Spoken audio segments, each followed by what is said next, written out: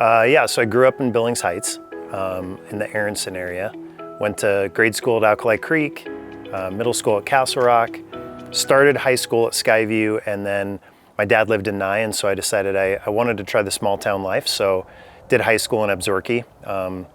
Absolutely loved it. It was great. And then after high school, went to MSUB, and after spending a couple of years working at Stillwater Mine, interestingly, underground, which was kind of fun, then went to MSUB, and then after that I left Montana for 7 years and went to Portland, Oregon when I started my professional career. So 2005, decided to come back and have been back ever since. I just felt at home. I mean, it wasn't even really a question of where I wanted to go.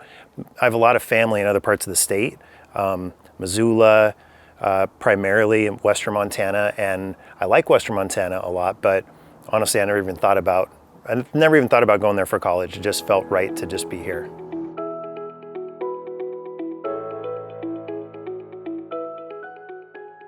My wife's name is Clementine. She, one of probably the biggest successes in my life as a kid from Billings is I convinced somebody from Helena to move here.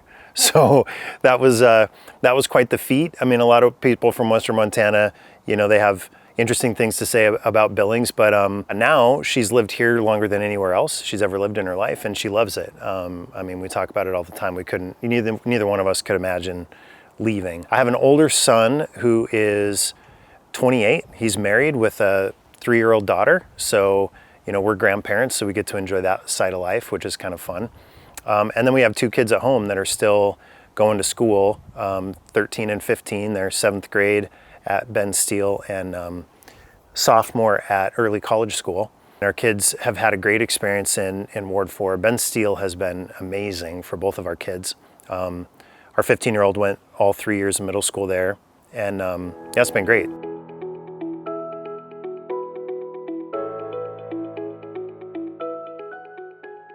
Yeah, I've had family in the Portland area for a long time, so I knew the city well. It was kind of a safe place to go from a big city perspective, leaving Montana. The job that I had out there is I worked for a company that did Microsoft and other technology training, and so I taught technology classes to IT departments from big companies. Like on a weekly basis, I'd have people from Intel, from Nike, from Columbia Sportswear, all of the big kind of Pacific Northwest companies you could imagine.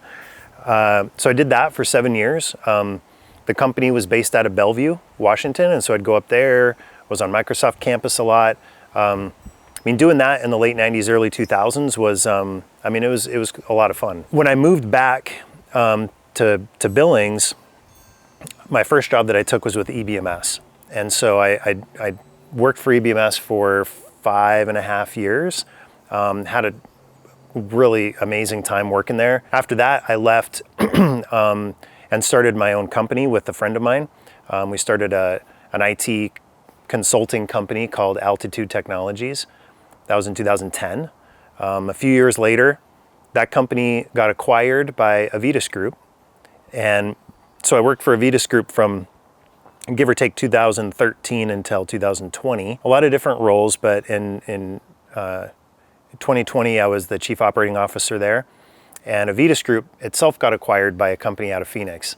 And that company was called Venture Employer Solutions. And when that acquisition happened, I transitioned out of the COO role that I had at Avitas and back into technology. I took over as chief information officer for Venture and have been there ever since. So, working for Venture has taken me, although I've been fortunate enough to stay in Billings, but, traveled the world. I've been to South America 16 times in the last 3 years and kind of all over the place. So, it's been a lot of fun to do that. Luckily, that travel has slowed down, and when it did, I knew that it was time to really seriously consider a run for city council.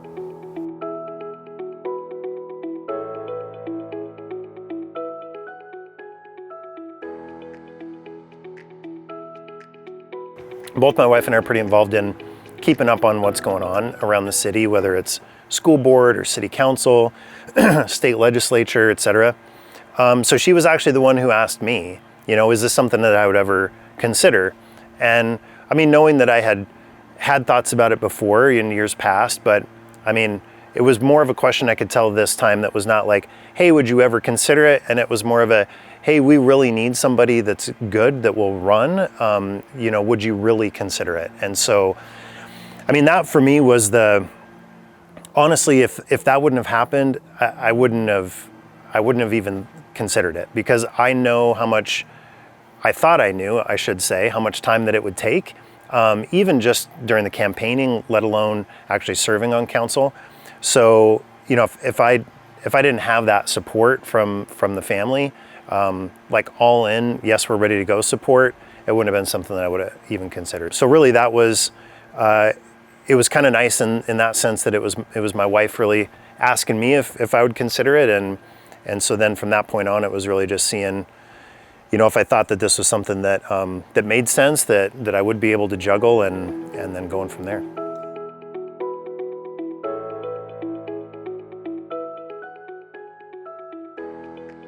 In the work that I've done from a professional perspective, I mean, it's in the environment that I'm in, and the company I work for now has 35,000 employees.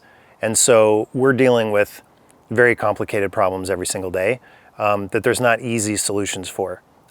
Problems that at first glance, you're like, how in the world are we even gonna think about tackling this?